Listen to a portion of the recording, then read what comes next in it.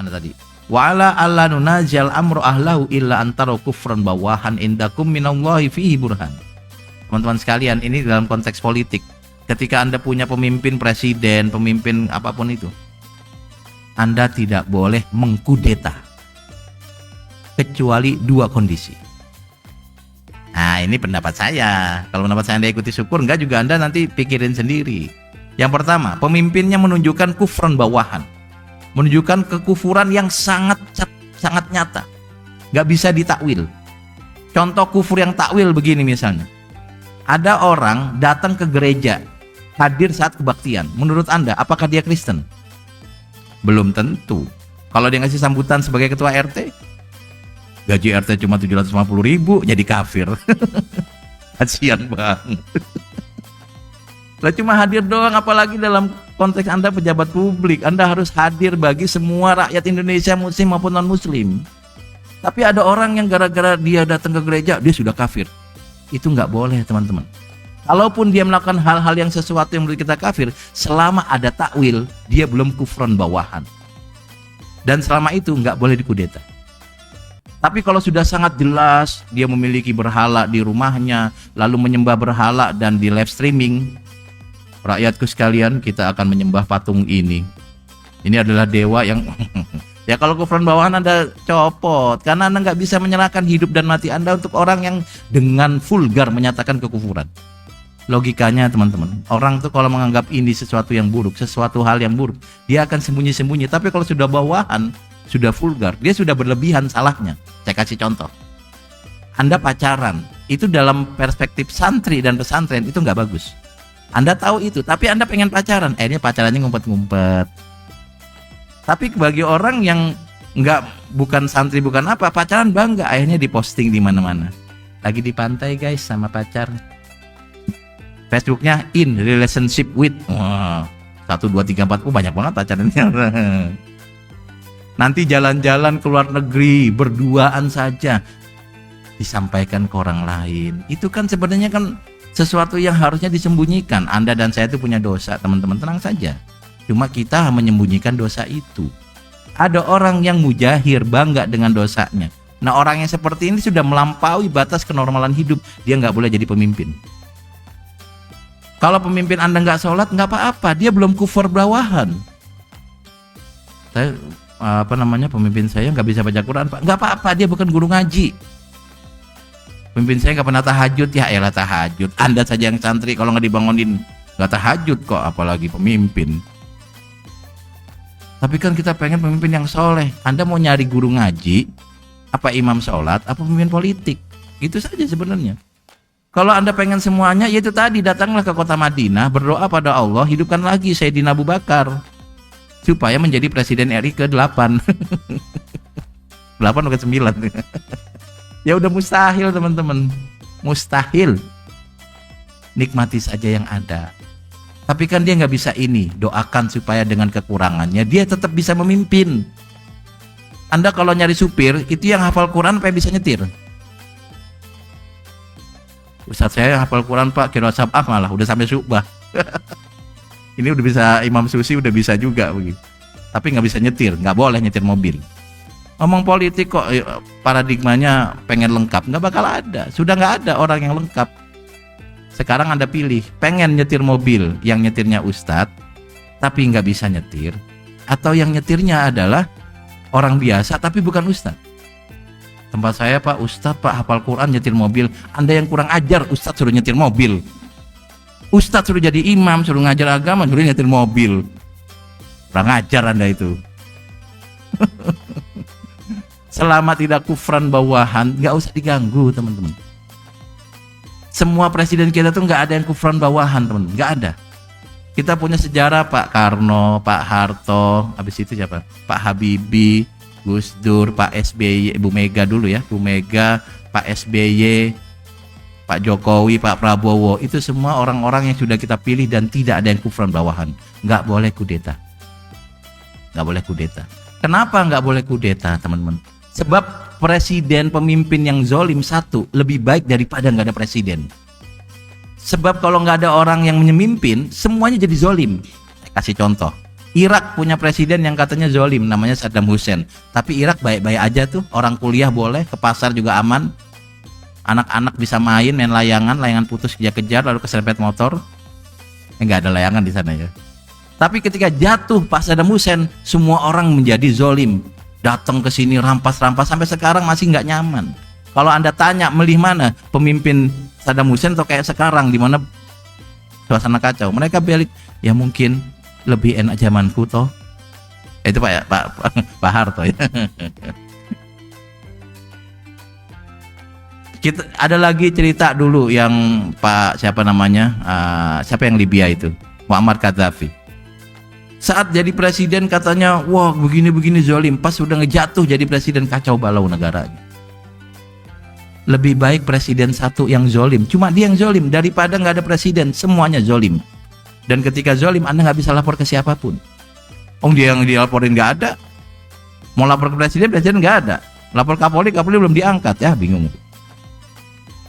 Ini menjadi penting. Sebagian dari kita tuh dengan gampang mengkudeta, ongkos politiknya tinggi, ongkos sosialnya tinggi.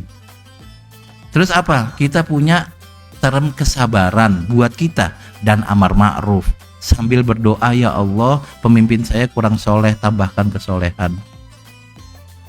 Ya Allah pemimpin saya kok kayaknya zolim, kasih hidayah.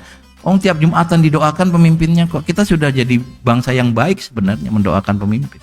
Tapi ada narasi-narasi, wah dulu kita punya Presiden Soeharto, apapun ceritanya ada yang bahagia ada yang tidak. Tapi ketika 2 hari Pak Harto jatuh, Jakarta kolaps, terjadi kerusuhan. Gimana mau nggak rusuh? Mau dilarang siapa yang ngasih tongkat komando dan seterusnya. Ya, saya ulang lagi, pemimpin yang zolim buruk, tapi nggak ada pemimpin lebih buruk. Lebih baik pemimpin zolim satu, tapi suasana bisa terjaga, orang sekolah tetap ada, daripada nggak ada pemimpin sama sekali. Gambarkan saja teman-teman, gambarkan saja kalau Anda punya sekolah, ada kepala sekolah yang menurut Anda itu ya dikit-dikit ngutip duit, tapi sekolah tetap ada ya. Spidol tetap dibeli, gaji tetap jalan, daripada nggak ada kepala sekolah. Mau bayar SPP juga bingung bayarnya ke siapa. Walaupun sudah akhir bulan mau gajian juga bingung siapa yang transfer payrollnya, nggak ada. Ya sudah kalau gitu nggak bisa. Lebih baik pemimpin zolim. Tapi kan yang paling baik nggak ada yang zolim. Iya tentu pilihan pertama pemimpinnya baik. Tapi kalau ada pilihan antara pemimpin zolim atau kudeta, harusnya lebih baik pemimpin zolim tapi tidak dikudeta daripada dikudeta, gitu ya. Baik teman-teman, kecuali kalau kekufurannya sudah sangat jelas. Contohnya Fir'aun ngebunuh satu bangsa, boleh dikudeta. Kurang ajar Fir'aun itu. Yudzabbihuna abna'ahum wa yastahyuna nisa'ahum, laki-laki dibunuh, perempuan dihidupin, nyembah berhala, ngaku Tuhan, yang nggak mengakui dia Tuhan dibunuh, nabi dikejar-kejar. Boleh dikudeta kayak gitu, tapi kan kita nggak kayak gitu. Kira-kira gitu ya. Ini pendapat politik teman-teman. Saya nggak setuju Pak. Kita harus tegakkan kebenaran dan keadilan. Mana tadi itu? Famangkarya fakot baria. Ketika ada pemimpin yang buruk, Anda nggak suka, itu Anda sudah nggak punya tanggungan dosa lagi. Karena Anda sudah menyatakan sikap, saya nggak suka dengan dia.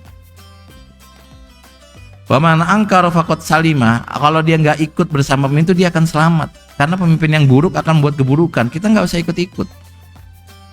Walakin man rodiya wa taba'ah, tapi yang bermasalah adalah orang yang ridho dengan kezoliman pemimpin lalu ikut. Nah ini ya.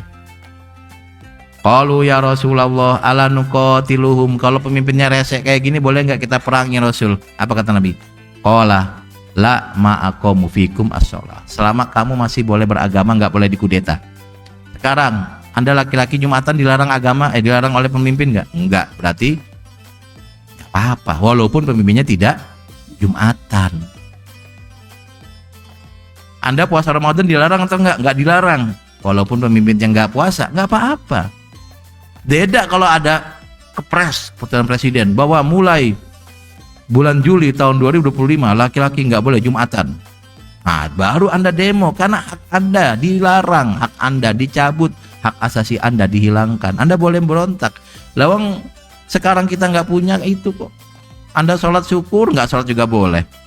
Ini wajah-wajah kita ini orang Indonesia itu loh yang malam Jumat tahlilan nama maulidan, malam Senin dangdutan. Ya biasa aja kita hidup di sini dan nikmati saja. Beda kalau maulidan nggak boleh, dilarang. Tahlilan nggak boleh, dilarang. Sholat nggak boleh, masjid tutup, jadiin kontrakan. Parkiran jadi parkiran, parkiran mobil.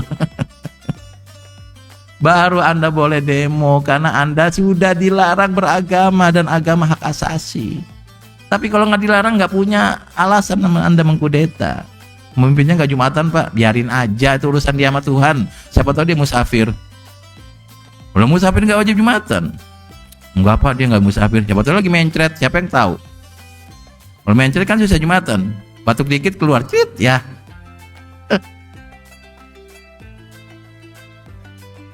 Pemimpin yang ideal udah nggak ada teman-teman. Saya mau ulang bagaimana sih? Saya baca sejarahnya Sayyidina Umar, Masya Allah, pemimpin kayak gini itu. Kita cuma butuh pemimpin 60, dia udah 120, melebihi ekspektasi. Tapi nggak ada lagi kayak gitu. Saya Pak insya Allah nggak percaya. Saya punya banyak sekali teman yang idealnya luar biasa, demo, mikirin negara. Pas jadi pejabat, saya tanya berapa jasnya? 20 juta. Jas doang 20 juta. Zaman dulu ya, kalau zaman sekarang sih murah udah ya. Dulu yang Anda demo, sekarang Anda yang harus didemo gitu loh. Karena yang dia benci dulu dengan pejabat-pejabat yang hedon, sekarang menjadi pejabat hedon. Ya itu realita. Tapi gimana? Ya biarin aja, doain. Nanti ada masanya kok. Mungkin dia nonton sinetron azab lalu menjadi tobat. Siapa tahu gara-gara menjadi pemimpin yang zolim, tanah kuburannya keluar ular. Lagian gali kuburan disarang ular ya, keluar ular ya. Ini tukang gali kuburan yang kurang di briefing. Aduh, ampun. Ma'akomu fikum as-sholah. Dua hal ini nggak boleh dilakukan kudeta. Pertama, illa antaro kufron bawahan. Kalau pemimpinnya tidak menambahkan kekufuran yang vulgar, jangan dikudeta. Nggak apa-apa, nggak sholat biarin aja. Pemimpin nggak sholat biarin. Yang penting Anda bisa sholat. Masalah hidayah, siapa tahu nanti dapat hidayah dia. Yang kedua, ma'akomu fikum as-sholah. Selama kita nggak dilarang beragama, biarin aja. Toh selama ini kita hidup juga nyaman-nyaman aja gitu. Nyaman-nyaman aja dari presiden pertama sampai sekarang, aman-aman aja kayak gini, enak-enak aja. Makanya orang kayak saya dengan baca hadis tenang-tenang aja. Mau denger apa dialog politik di TV yang luar biasa begitu, saya biasa aja itu. Biasa aja. Ya memang karakter kita nggak akan bisa punya pemimpin ideal. Yang ada saja didoakan. Doakan selalu pemimpin kita walaupun Anda tidak suka.